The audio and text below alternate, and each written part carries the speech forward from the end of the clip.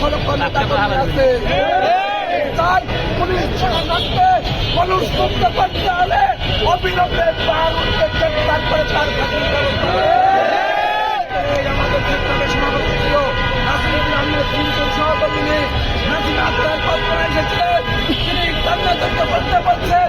তারপরে এখনো পুলিশ প্রশাসন থেকে বিভিন্ন হুমকি দেওয়া হচ্ছে। উপস্থিত আছেন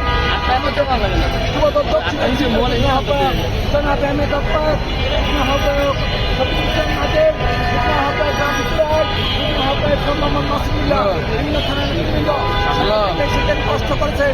আপনাদের সবাইকে প্রোগ্রাম সকাল 8টা বাজে প্রোগ্রাম